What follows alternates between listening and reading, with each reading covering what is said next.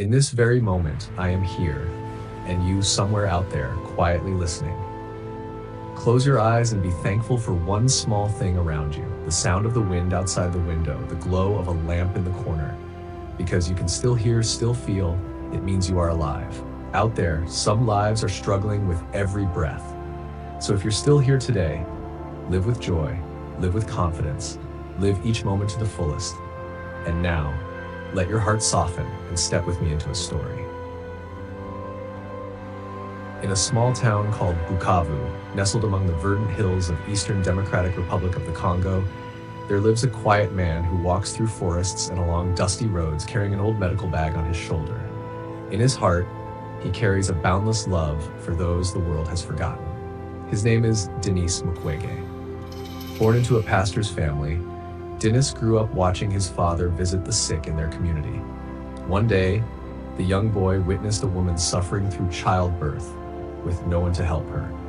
That moment etched itself into his memory and planted a promise deep in his heart. One day he would become a doctor to heal those in despair.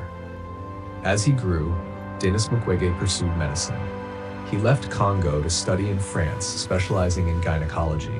Life in Europe was peaceful and comfortable, but he never forgot his homeland. He never forgot the women who were suffering from war, death from sexual violence, and from the silence of society. In 1999, he returned to Bukavu and founded Panzi Hospital. It was a small, modest hospital with just a few beds and a handful of doctors. But over time, it became a sanctuary of rebirth for thousands of women who had endured the unimaginable. Many patients arrived at Panzi in critical condition, severely injured after brutal gang rapes, unable to bear children, carrying wounds that were invisible to the eye. Denis did more than heal their bodies, he cared for their souls. He and his team built a comprehensive recovery system. In addition to medical care, they offered psychological counseling and vocational training, sewing, baking, handcrafting, to help women rebuild their lives. More importantly, they created a space where women could tell their stories without shame, without judgment, and without fear of being cast aside. To him, healing was not a single act, but a journey, long, quiet, and requiring limitless patience and compassion. In 2012, after he spoke out at the United Nations against the use of sexual violence as a weapon of war, he became a target. One night, an intruder broke into his home and murdered his close assistant in front of his wife and children. For safety, his family was forced to leave Congo. But just months later, the people of Bukavu, the mothers, sisters, and wives he had once saved, wrote letters, raised what little money they had, and begged him to return. They had so little to give, but they gave from the heart, and he came back without hesitation. Since the founding of Panzi Hospital, Denis Mukwege has treated and performed surgeries for over 80,000 women who were victims of sexual violence.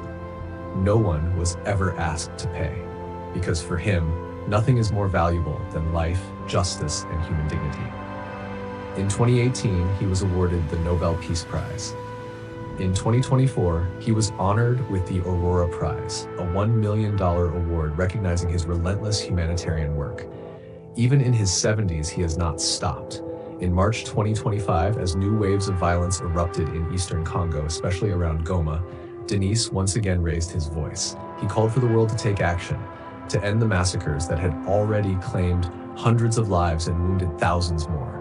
He did not stay silent, and he did not leave. Denis Mukwege never claimed to be a hero. Standing on the stage in front of the world, he simply said, "I am a father, a husband, a doctor, and I choose to stay, because if I leave, who will remain?" He wears no cape. He holds no political power, no weapon, but he possesses a great heart and a steady hand, hands that have healed some of the deepest wounds in human history. His story reminds us that even in the darkest of places, light can be kindled, as long as someone is brave enough not to turn away. Thank you for listening until the very end. Life isn't always easy, but every hardship will eventually pass. Keep spreading love, because around us are always people quietly doing extraordinary things, and you are one of those heroes. Keep living, keep hoping, so that tomorrow you can see the sun again, embrace your loved ones, and feel that life is still truly worth living. See you again in the next story.